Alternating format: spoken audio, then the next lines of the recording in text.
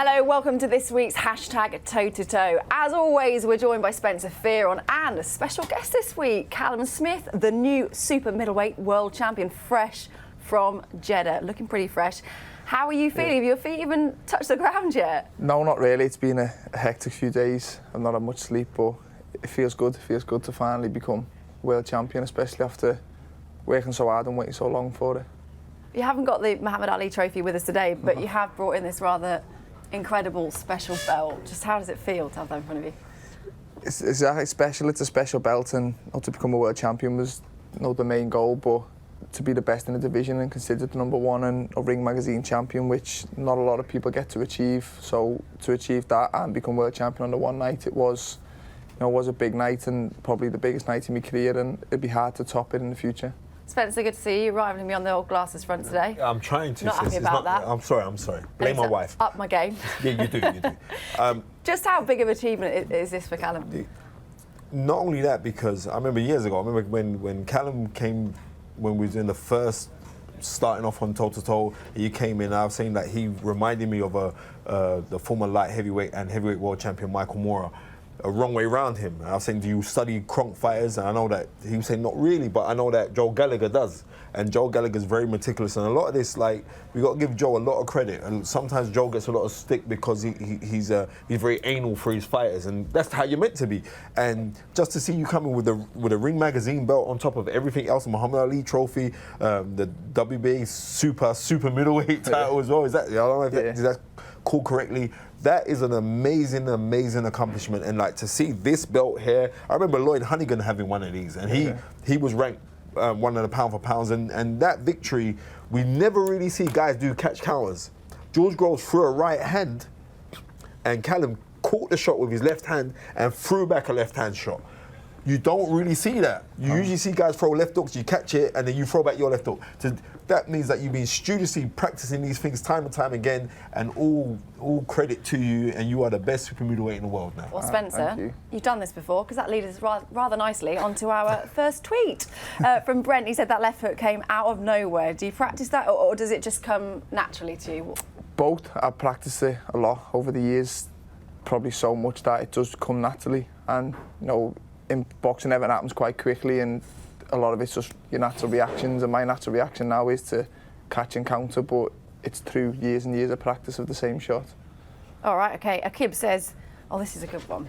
A lot of talk about this since you've come back, about you fighting at Anfield. Who do you want to fight at Anfield? Anyone. I'm the boxer, not the promoter, and I've never called anyone out or chased anyone down. I've always just boxed whoever they put in front of me and climbed up the rankings, and I think now I'm at the top. I'm in a position where I don't have to call people out. They can all come and challenge me, and I worked hard to become world champion, and I plan on keeping it whoever comes. So Anfield is a dream. You must have one name. You must have someone. I'd like to fight one of the champions. There's 3 other champions, and I consider myself the #1, but they'll probably consider themselves the #1 as well. So I'd like to clear that situation up and cement my place as the best in the world by taking their belts off them. Spencer, he's not going to give us a name, is he? Who do you think he should be fighting? Who would you like to see him fight? I do like Ramirez, the WBO champion. I think he's a very good guy. He's very solid. He's had sound, consistent fights and wins on his record. Beterbiev is good as well, but I would say Ramirez. But to keep it on this front, even though James Degale was just relinquished the world title, but I would say like James Degale, because he was until recently like the best, I would say, super middleweight. Then George Groves took that mantle just by being consistent. So for you to beat George Groves in a way that you did, and let's not take away nothing from George Groves, George Groves has been a fantastic ambassador for British boxing. Maybe James Degale, because I think that fight would actually sell, and there's a little bit of rivalry. James beat your brother, even though he's close to Stephen, but he beat your brother, and then maybe you want to deal with that one. Then maybe you and James Degale, that would be a kind of nice fight. Yeah, James Degale's always been a big name, and he's always someone I've looked up to and seen will possibly be at world level. But no, I just mean I've always looked at him. He was always ahead of me, and I've always thought when I get to world level, he will probably be there, as did George Groves. So I always envision myself fighting one or both of them. I've beat Groves, and to do Anfield, you may need another familiar face in the other corner for it to sell. So James Degale says a big name. I'd have preferred him to still be IBF champion, but obviously that's not the case. But if the fight makes sense and he can come through his next fight, then I'm sure it is a possibility. Well, this is seamless today because Bradley's tweeted saying the rumours of Eubank Jr. versus Degale in December. Who do you fancy to win that? And I guess you've probably answered. Who would you face the winner? Yeah, I think Degale wins. I think just the same way Groves beat him. I think a good boxer with natural boxing ability beats Eubank, and I think Degale will do the same. And the winner of that fight, regardless of who it is, puts himself in a good position for a world title shot next year. So I say the winner of that will be in a good position and be in the running for the fight myself. Spencer, what do you reckon? Degale, you know what? I would say that Degale is kind of on the slide a little bit, and this is no disrespect to him because I got a lot of love and respect for James Degale, but I think he's kind of on the slide. But him being on the slide, I think we never really appreciate just how good James Degale was at his peak. I don't think he's not at his peak now. I'm being realistic with it. And Eubank Jr. does have a struggle with boxers. We've seen this in the past. We've seen it with Billy Joel. We saw it with George Groves. James Degale, if he boxed, then maybe so. But I think there'd be a lot of pride on that level because they got history. So maybe that would throw their skill level out the window and they'll try and have a tear-up. And if they have a tear-up, then he'd be playing into Eubank Jr.'s hands. I just think it'd be a fantastic fight. How do you think Eubank Jr. looked on Friday? Did you see I was impressed. You know what? I don't know if you watched. You ain't time to watch it. You got time. You're rolling around with your new belt. You didn't have time. Right. Yeah, maybe next week you'll watch it. I thought that what he was trying to do, even though it was JJ McDonald, there's no disrespect to him, but I could see what he's trying to do. He's actually trying to become a little bit more savvy and a little bit more trying to box. He's trying to administer the jab. He was trying to do things. He was skipping out of punching range neatly and throwing back shots. He's trying to be more authentic of the noble art. So I was relatively impressed with him. Okay. This one from Jez saying, how did you find the whole experience of fighting in Saudi Arabia? Were there any major surprises out there?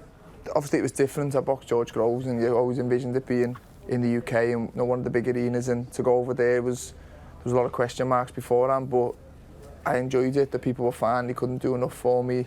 The atmosphere on the night was better than what I expected and I got the result I wanted, which was the main thing. So overall, I look back at my time in Jeddah with good memories. How does it compare though? Obviously, if I could choose, I'd rather have won a world title at home, preferably Liverpool, but anywhere, and I think the atmosphere would have been a bit better and probably would have got a bit more coverage. I think the fight kind of went a little bit under the radar for the magnitude of the fight, but like I say, I got the result I wanted, so I didn't really care where I had to go to get it as long as I come home with a world title.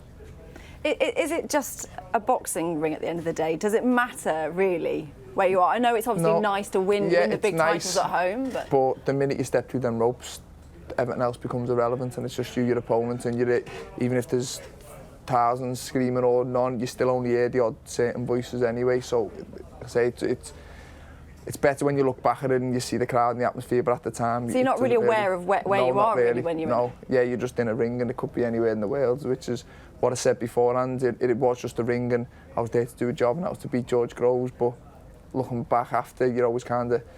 You see the atmosphere and say, oh yeah, it was good, I enjoyed it, whereas at the time you don't really take any of it in. Well, I don't personally, people might be different. Do you think, Spencer, this has perhaps paved the way for us to see more big fights out in Saudi Arabia? I believe so. I know you got paid. Give me some money.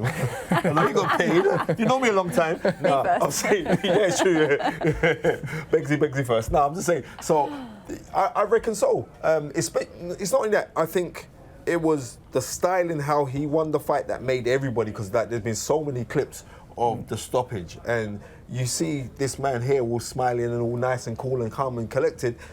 Come fight time, there is some demonic spite behind you, how you just put those shots in. It was very, very spiteful, very, very classy, and the composed, really composed and picture perfect. And like, if I had a young kid to say, all right, how are you going to throw shots or how are you going to throw the jab, I would say go and watch this guy. And that's the God's honest truth. Well, let's just talk about your weight a bit. Joe says you looked huge at the weight against Groves.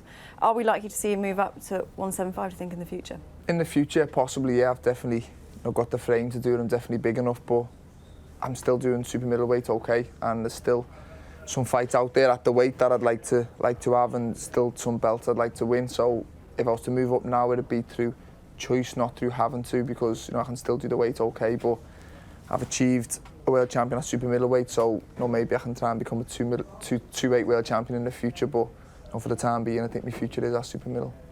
Do you think a good move in the future, do you think? Yeah, no doubt, because I could see you actually boxing at cruiserweight. Now you're laughing, right? Okay then. He's right. like one step at a time. I could actually see him boxing at cruiserweight. No, and the thing about it is this, Lloyd Hunnigan always say to him as a kid, when guys are moving up in weight, and even though he's not talking about moving up in weight, but when guys move up in weight, it's not whether you're big enough to carry the weight, it's whether you have got enough skill to carry the weight. You have enough skill to carry the weight, and on top of that, you've got the frame to carry the weight. So whatever, I don't know what you're eating right now. I'd like to know your diet. I don't know how this guy does. I don't know how you do the weight. Seriously, I don't know how you do the weight. It's freakish. It's Ivan Drago up in here. Not easy, it's getting harder. When I first turned professional, it was easy. I remember I weighed in, my debut I weighed in on the championship limit on the day and boxed, and I was comfortable, and through the years, I'm me out of camp weight's getting a little bit higher, and my weight in the ring on the night's getting a little bit higher, but people were with me on fight week and I'd done the weight okay, and I've seen a few tweets saying he looks like he's killing him, and I was thinking, and I know the weight hurt George, and I knew it was hurting him fight week, and I was not comfortable, but I was doing it better, and I've done it better for this fight than I have in my whole career, which I had to. I was in the biggest fight of my career, and I had to do everything properly to give me the best chance of winning, so my weight was definitely one of them. Before we let you go, we have to obviously talk about your gym mate, Callum Johnson. Yeah. Big opportunity for him this weekend. Spar with him lots. What do you think his chances are? He's got a very good chance, and he's been written off. Beterbiev's a very good fighter. He's a very fair fighter, and not many wanted to get in the ring with him, but Callum got offered, didn't he? Took it, and I don't think he would have took it if he didn't feel he had the chance in this fight. And I've been saying for a long time, he's very, very talented, and he's very hard to beat, and not many people believed it, and I think the Buglioni fight made people sit up and take notice of him again, and if he performs the way he knows he can, and I know he can, then he gives himself a great chance in this fight to become a world champion. Spencer, what are you expecting? It's not an easy fight. No, we have to be realistic. Definitely. It's not an easy fight, right?